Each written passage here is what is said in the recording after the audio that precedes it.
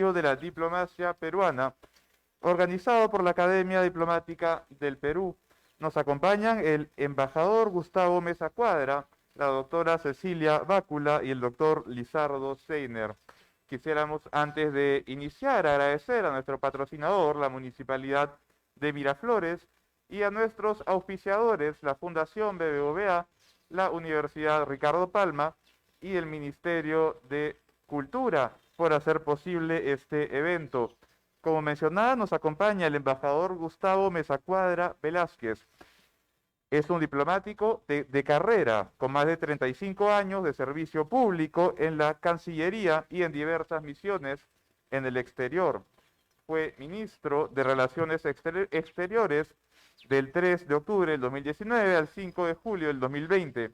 Asimismo, ha sido director ejecutivo del capítulo Perú del Plan Binacional de Desarrollo de la región fronteriza Perú-Ecuador desde el 1 de septiembre del 2020 al 22 de febrero del 2021. Ha servido en las embajadas en Guatemala, Francia, Estados Unidos, Reino Unido, así como en la representación permanente del Perú ante la Organización de las Naciones Unidas en Nueva York. La doctora Cecilia Bácula estudió en la Facultad de Letras y Ciencias Humanas en la Pontificia Universidad Católica del Perú, en la cual se graduó como bachiller en Humanidades. Obtuvo un doctorado en Historia en la misma casa de estudios y siguió también el programa de alta dirección en la Universidad de Piura. Desde 1982 es directora del Museo del Banco Central de Reserva, ha sido curadora del Museo de Arte Precolombino y consultora de la UNESCO. En 2010 fue nombrada como embajadora representante permanente del Perú ante la Organización de las Naciones Unidas para la Educación, la Ciencia y la Cultura, UNESCO, con sede en París, cargo que ejerció hasta el 2012. El doctor Lizardo Seiner Liarraga, es doctor en Historia por la Universidad de Grenoble, Francia, con una tesis sobre el rol del Estado en la reconstrucción del sur peruano tras el gran terremoto de 1868. Es magíster en Historia por la Pontificia Universidad Católica del Perú, con una tesis sobre el desarrollo de la meteorología como ciencia en el Perú entre los siglos XVIII y XIX. Es además especialista en investigaciones en historia ambiental peruana entre los siglos XVI y XXI. Nuevamente, muchas gracias al público por acompañarnos esta tarde, tanto de manera presencial como a través de las redes sociales de la Cámara Peruana del Libro. Embajador Mesa Cuadra, tiene usted la palabra. Adelante, por favor. Muchísimas gracias, muy buenas tardes. Agradecemos a la Cámara Peruana del Libro, a los organizadores de esta Feria del Bicentenario por esta invitación para hablar sobre la diplomacia peruana. El motivo es que estamos también celebrando 200 años de fundación del Ministerio de Relaciones Exteriores, que coincide con el inicio de la República. Y en esta oportunidad vamos a conversar con dos importantes investigadores, la doctora Cecilia Bácula, que ha publicado recientemente esta obra que vemos acá, que se llama Forjadores de la Diplomacia Peruana, una gestión bicentenaria, que son 2 tomos que reúnen trabajos de diplomáticos que han sido publicados en estos 200 años. Es una selección muy importante de la cual ella nos hablará. Y también tenemos al doctor Seiner, que acaba de concluir un trabajo que se llama Torretagle, Historia de la Cancillería, que también investiga desde los orígenes la labor de la diplomacia peruana y cómo se ha constituido en una de las instituciones tutelares de la República. Así que es un gusto estar con ellos. Yo creo que es una oportunidad también para dar a conocer la labor que tenemos los diplomáticos, los importantes aportes que hemos tenido al desarrollo de nuestro país, no solo desde los inicios en lo que es la afirmación de nuestra nacionalidad, la defensa del territorio, la definición de nuestros límites, sino también muchos otros temas en los que hemos contribuido en el desarrollo económico, la promoción del comercio, las inversiones, la integración, el fortalecimiento de la democracia, el tema de la concertación política y la integración latinoamericana, temas de los cuales seguramente nos hablarán nuestros investigadores. Así que yo quisiera empezar preguntándole a la doctora Bácula cuál es la naturaleza de esta compilación, de esta antología que ha hecho, cómo se gesta esta iniciativa y qué podría decirnos es el aporte principal de este trabajo que tanto le ha costado, porque hay mucho trabajo en ello. Muchas gracias, embajador. En realidad, este es un trabajo que se hizo gracias a la anuencia de la Academia y al apoyo de la Fundación Academia Diplomática del Perú, y nace con la idea de rendir homenaje a lo que usted acaba de mencionar, ¿no? A esa historia bicentenaria, en el entendimiento de que la Cancillería es la institución más importante a lo largo de nuestra historia, o sea, la más permanente, en tanto fue creada por San Martín el 3 de agosto de 1821. Este libro buscó hacer una compilación de algún extracto o de aquellos testimonios de quienes fueron durante los primeros 200 años los gestores de esa diplomacia y que dejaron obra escrita sustantiva. En realidad, la idea era aportar a las nuevas generaciones algunos textos que no eran de fácil acceso, siempre comprendiendo que en Torre Tagle, como lo dijimos en otra oportunidad, la escucha y el aprendizaje de los mayores se convierte en una fuente de conocimiento y modelo. Creo que la obra ha querido siempre ser un homenaje a esos más destacados y a través de los más destacados diplomáticos, también, como lo dijo el señor canciller, a los diplomáticos anónimos, porque todos han construido la diplomacia peruana. Muchísimas gracias. Ahora vamos a comentar con el doctor Seiner, que nos ha elaborado, como digo, este trabajo sobre la historia de Torre Tagle, que está por publicarse, entiendo, debe salir en un muy breve plazo, y es un trabajo también que se centra en los aportes de la diplomacia, pero sobre todo en la institución, ¿no? Cómo ha sido la evolución desde sus orígenes, de lo que conocemos hoy día como la Cancillería peruana o Torre Tagle. Así que yo quisiera que nos comente un poco cuáles son el ángulo principal de este trabajo, cómo se puede condensar 200 años de historia de esta institución y de la política exterior en un libro que usted ha concluido recientemente. ¿Qué aspectos les gustaría resaltar de este trabajo para el conocimiento de nuestra audiencia? Sin duda, muchas gracias. Creo que una de las historias dentro del Estado más fascinantes es justamente la historia de la Cancillería. Como decía la doctora Bácula, marca y acompaña la formación del Estado y marca también la aparición de un conjunto de funcionarios que tuvieron muy claramente definido el norte en términos de defensa de la nacionalidad y que dentro del Estado es una de las instituciones que mayor continuidad ha presentado. Y si se habla de una institucionalización de la Cancillería, creo que hay una serie de elementos que deberían destacarse. Uno de ellos, aunque pueda parecer aparentemente superfluo, es la documentación. Es una entidad que ha escrito mucho y que se ha escrito mucho sobre ella. Y cuando uno revisa, por ejemplo, las memorias de embajadores en el siglo XX, ya mostrando ese lado humano y haciendo compilaciones, sin ninguna duda el aporte del embajador Juan Miguel Bácula es indudablemente importante, pero ve, por ejemplo, Bajo el Jazmín de el embajador Wagner, uno recorre la historia, pero lo primero que destaca es la abundancia de información. Entonces, la reconstrucción es posible. Además, es una institución que tiene mucha documentación en sus memorias, en sus boletines, aparte de lo que es estrictamente la información de archivo. Y es una institución novedosa porque para los primeros años, cuando se definen las fronteras, tiene el enorme aval de la cartografía colonial. Si bien es cierto, es una institución republicana, el aval cartográfico es algo que en muchas ocasiones facilitó la labor de los diplomáticos, contando con una información muy sólida, empezando incluso por la Real Cédula de 1802, que es particularmente destacada. Muchísimas gracias, doctor.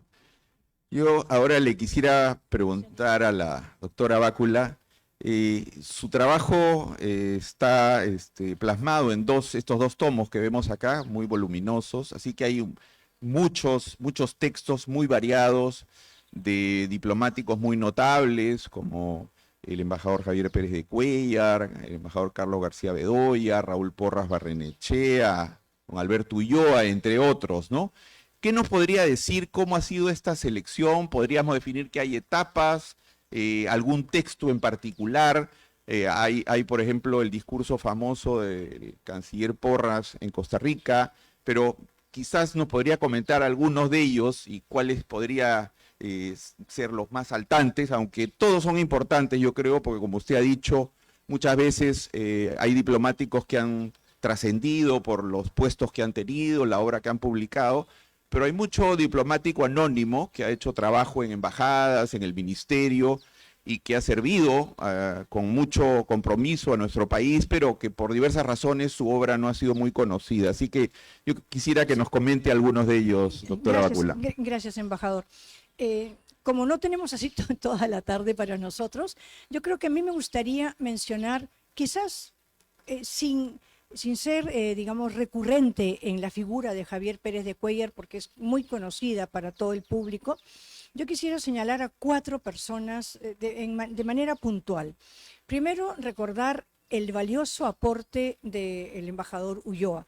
O sea, lo que Alberto Ulloa significa, no solamente para la Academia Diplomática del Perú, porque él es el primer director, que además tiene un discurso de inauguración de la Academia que es potentísimo, ¿no? Y que creo que puede seguir teniendo vigencia casi en cualquier momento de nuestra historia. A mí me pareció especialmente significativo incluir 2 textos de Enrique García Sayán. Uno, que es la declaración que él hace frente al Plan Marshall, que de verdad es singular porque posiciona al Perú como líder en la opinión, digamos, en la opinión mundial ante algo que él consideró como de severa injusticia para los pueblos de América Latina. Las declaraciones del canciller en ese momento, García Sayán, marcaron época y permitieron que el Perú realmente se elevara en la apreciación de la diplomacia nacional en el mundo entero. Y corresponde también a él, en la época fundamental del presidente José Luis Bustamante y Rivero, en el año 47, la declaración que él hace respecto a la soberanía marítima y a la declaración de las 200 millas del mar territorial. A partir de ese momento, el Perú nuevamente, o sea, en este periodo de la Cancillería, el periodo en el que García Sayán es canciller, el Perú realmente resalta, como lo hará, y solamente voy a mencionar 4, y usted ya lo dijo, el discurso en San José que pronuncia el canciller Porras. Es además significativo que Porras estaba ya contando los últimos días de su vida. Él viaja ya muy enfermo, sumamente enfermo, y a pesar de todo eso eleva la voz de un país pequeño ante el concierto de las naciones americanas, asumiendo una en solitario prácticamente, y que le costó luego su vida en la Cancillería, la defensa de los derechos que en ese momento él consideraba debía tener Cuba, ante lo que él también consideraba que era una acción prepotente de Estados Unidos. Con estos casos, lo que quiero señalar es que no solamente en el libro, sino en la vida diplomática del Perú, hay funcionarios que han significado el que se vaya marcando hitos en la historia de la acción diplomática. Muchas gracias, doctora. Quisiera tocar con el doctor Seiner un tema que consideramos los diplomáticos fundamental, que es que si bien el Ministerio de Relaciones Exteriores se crea con el inicio de la República, ¿no? 3 de agosto de 1821, la consolidación institucional es un proceso progresivo, ¿no? Y que tiene etapas muy importantes. Podemos resaltar en particular la gestión del presidente Castilla con su canciller, y también los años en el siglo XX ya con el establecimiento de la Academia Diplomática, en 1955 como vía para el ingreso al servicio diplomático que contribuye a crear un sistema profesionalizado, que es de alguna manera una de las formas de mantener esta estabilidad y esta calidad en el servicio de lo cual los diplomáticos podemos sentirnos orgullosos. Y yo quisiera consultarle al doctor Ceci si nos pudiera comentar un poco de ese proceso que ha llevado a la consolidación y al fortalecimiento institucional de nuestro ministerio en estos 200 años. Encantado, embajador. Yo creo que, como decía, la integración de Torre Tagle y del ministerio en el concierto de los demás ministerios que forman el Estado es sustancial. Es decir, si uno ve, por ejemplo, cómo de 3 ministerios llega recién a 6 ministerios a fines del siglo XIX, ministerios que hoy día no existen como Ministerio de Fomento, uno encuentra al cabo de 200 años la vigencia de la Cancillería. Entonces, en un primer momento pudo haber cambiado ligeramente de denominaciones, pero ya hay un momento donde se consolida el nombre. La consolidación del nombre es significativa.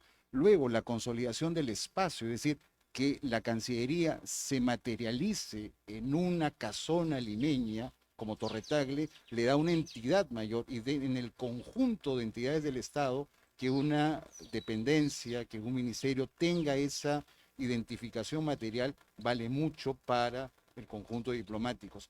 Otro elemento, la incorporación de este componente, este cernidor magnífico que es la Academia Diplomática. Eso al interior del Estado es crucial, porque va creando esto que algunos llaman las islas de eficiencia del Estado.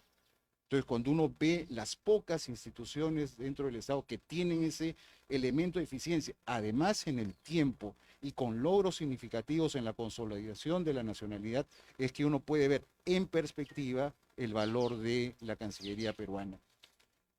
Creo que también habría que destacar, por un lado, la labor de los diplomáticos que escribieron, que llegaron a misiones difíciles, pero también están aquellos, creo yo, que son los héroes anónimos que estuvieron en la demarcación de las fronteras.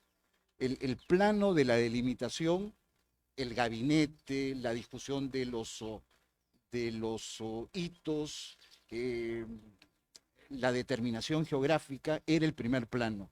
Luego ir in situ, ir en las condiciones difíciles de aquellos años, comienzo del siglo, y colocar un hito que es la representación física, yo creo que eso es algo que como país nunca se debe olvidar. Están dentro de los héroes anónimos que todavía debemos rescatar, pero es una presencia absolutamente indispensable. En suma, tenemos ese contraste. Los diplomáticos que estuvieron representando al Perú en los grandes foros internacionales, los que asumieron funciones en las grandes embajadas. Hay otro plano de funcionarios que fueron a las embajadas más difíciles, más complicadas, pero por otro lado están esos funcionarios que en coordinación con funcionarios de otras dependencias, las Fuerzas Armadas, ¿no?, cartógrafos, topógrafos, ir a colocar los hitos, que hoy día nos da esa tranquilidad en términos de frontera. Muchísimas gracias. Ha tocado un tema que es muy caro para nosotros porque hemos visto directamente, al haber tenido participación en el proceso que llevó el Perú en la Corte Internacional de Justicia, como un conjunto de funcionarios de todos los sectores que trabajaron muy coordinadamente y como usted dice, no solamente juristas, sino cartógrafos, topógrafos, historiadores, que trabajaron codo a codo para defender la posición peruana en este tema. Y en el trabajo de la doctora Bácula, algunos de ellos aparecen, ¿no? Como por ejemplo, si no me equivoco, está el embajador Bolívar Ulloa, que fue profesor de Historia de los Límites del Perú y un conocedor profundo de cada aspecto de nuestra frontera, cada hito, cada esquina del territorio, lo manejaba perfectamente y que durante muchos años fue director de límites en la Cancillería, ¿no? También está el embajador Chávez Soto, que era un experto en derecho del mar durante muchos años, manejando los temas más complejos del tema marítimo. Así que yo le preguntaría a la doctora ahora sobre la evolución de la temática, ¿no? Porque es natural que los primeros textos tienen que ver con el territorio, los límites, después hay algunos sobre la integración económica. ¿Cómo ve esta evolución y si se puede percibir, ¿no? Hacia dónde y qué podemos pensar de los futuros temas que serán de mayor interés para los diplomáticos del futuro? Claro que sí. Embajador, hay algo que sí es saltante en esta publicación, es que de los 50 textos, solamente uno ha sido escrito por una mujer y que digamos, en la coyuntura actual, la Cancillería ha aceptado siempre esa modernidad en todo, como hemos dicho, es una institución añeja, pero muy joven, y que ahora sí hay una representación de mujeres notables y que también escriben y que también producen, que están esperando una siguiente publicación. Respecto a lo que usted me plantea, yo creo que en los 200 primeros años podríamos distinguir como dos momentos. Uno era la necesidad de que la diplomacia peruana, desde la misión de García del Río, ratificara la existencia y el reconocimiento del Estado peruano como Estado soberano, independiente. Cuando eso se da, viene el segundo problema, que era el problema de la delimitación territorial, que gracias a la gestión de funcionarios como usted, por supuesto, porque usted tuvo una participación directa en esa misión ante la Corte Internacional de La Haya, era la definición del territorio. Hoy en día, y lo que creo que se vendrá a futuro, es una diplomacia de integración, de acción bilateral, multilateral, y el Perú se elevará una vez más como esa nación capaz de la concertación en momentos de crisis, porque nunca nos faltarán, y la experiencia que van adquiriendo, tanto en la academia como en el contacto con funcionarios, digamos ya de mayor peso o de más experiencia, hará que los nuevos funcionarios, los nuevos diplomáticos, se involucren en otras ciencias, no necesariamente asociadas ni al derecho ni a la política, ¿no? Sino a la economía, a las ciencias, digamos, exactas, a la historia, a la política misma, y entonces el funcionario del futuro, o sea, el del siglo XXI, es un funcionario que está capacitado para representar y actuar por el país en campos que ya quedaron, que digamos que no se van a repetir, como la consolidación del Estado y la definición de las fronteras. Muchísimas gracias. Siguiendo la misma línea de reflexionar un poco sobre qué es lo que viene para la diplomacia, porque hemos trabajado y las publicaciones que nos estamos comentando se refieren a estos 200 años, pero estos 200 años también se celebran digamos, en un quiebre para el mundo, ¿no? Donde no solamente por tema de la pandemia, sino por diversas razones, las relaciones internacionales se han complejizado. Tenemos ahora el desarrollo de las nuevas tecnologías, la cuarta revolución, la diplomacia digital, ¿no? Entonces, ¿cómo podemos hacer no un balance, pero pensar en cuál es el rol del diplomático del futuro? ¿Estamos preparados para ello? ¿Cuál sería una buena orientación que podríamos dar a las nuevas generaciones sobre a qué deben atenerse, teniendo en cuenta lo que hemos vivido en estos 200 años? Sí, indudablemente creo que el futuro es auspicioso en la medida que justamente una institución que se reconoce en su historia, en sus valores y también en su posicionamiento internacional. La doctora Bácula evocaba la figura de Alberto Ulloa y un esfuerzo constante era el posicionamiento del Perú. ¿Cuál era el rol que le cabía asumir en el concierto de naciones? Efectivamente, el mundo contemporáneo es un mundo complejo que sin ninguna duda a raíz de la pandemia, hecho inédito en siglos, porque incluso la debacle demográfica en el siglo XVI afectó a América, pero no afectó al mundo. La peste negra afectó a Europa, no afectó al mundo. Por eso, en términos reales, estamos ante eventos distintos, ¿no? Y la pandemia en ese carácter también lleva al reconocimiento de un sentido de humanidad distinto. O sea, hay un problema común. Y creo que en ese sentido los problemas ambientales son problemas en los cuales esta concertación, que en muchos casos el Perú ha tenido protagonismo, es un derrotero importante, sin ninguna duda. Creo que la acción frente al cambio climático, la participación que ha habido y también hechos paralelos que le dan entidad a la diplomacia peruana. El futuro es altamente auspicioso. Muchísimas gracias. Y creo yo que alguna lección podemos tomar es de que esta consolidación de la institución, paralelamente a la definición de grandes líneas que se han mantenido en el tiempo, a pesar de los cambios institucionales, cambios de gobierno, etcétera, se ha dado una orientación de política de Estado a la política exterior que creo yo ha servido fundamentalmente para que los logros que hemos tenido, no solamente como dije al inicio en los temas de definición del territorio, el resultado positivo que tuvimos en La Haya, haber cerrado los límites marítimos, no solamente con Chile, sino con Ecuador, etcétera. Yo creo que lo importante es que eso se dio por políticas de Estado, ¿no? En estos casos, muchas de estas negociaciones se dieron hasta en 2, 3 gobiernos, ¿no? Lo cual ha sido muy importante para conseguir logros no solamente a nivel bilateral, sino también a nivel multilateral, con la presencia de embajadores muy destacados. No solamente hablamos de Javier Pérez de Cuéllar, que ha sido mencionado, Víctor Andrés Belaúnde, el doctor Bustamante y Rivero, que han prestigiado tanto a nuestro país en el mundo en el sistema internacional. Así que yo creo que esa es una lección, pero yo creo que tenemos unos pocos minutos para unas últimas palabras de cierre de nuestros invitados, con estas limitaciones del tiempo, así que le damos la palabra a la doctora Bácula. Muchas gracias, embajador Mesa Cuadra.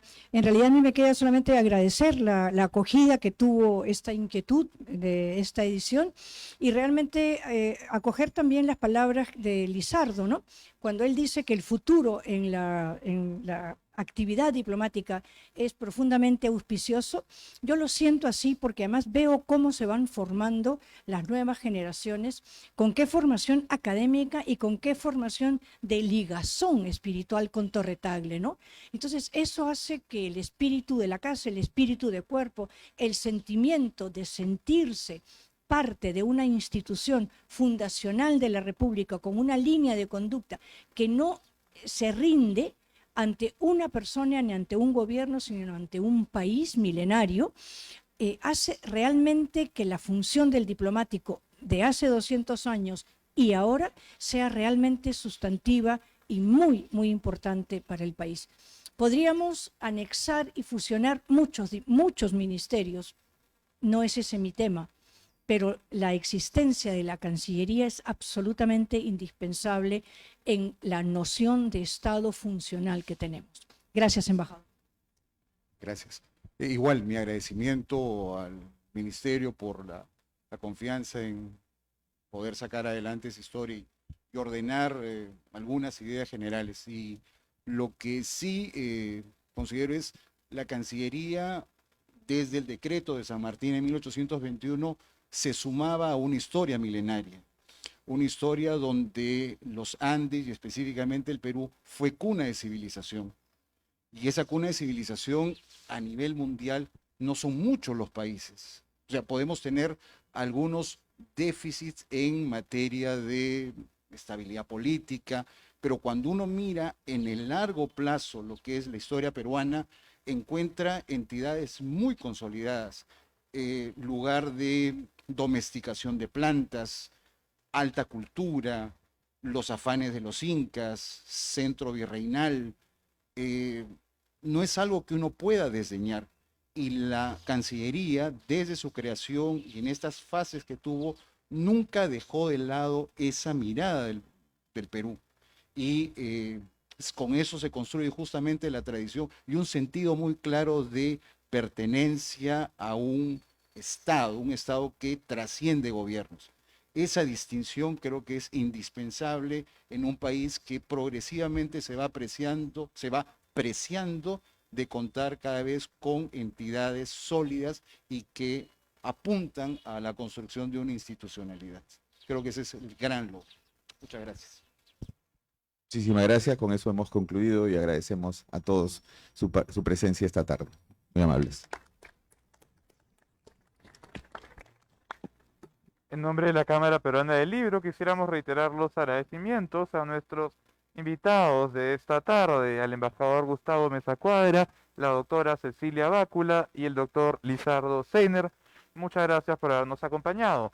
Quisiéramos igualmente reiterar los agradecimientos a nuestro patrocinador, la Municipalidad de Miraflores, y a nuestros auspiciadores, la Fundación BBVA, el Ministerio de Cultura y la Universidad Ricardo Palma. Nuevamente muchas gracias al público que nos ha acompañado, gracias a nuestros invitados.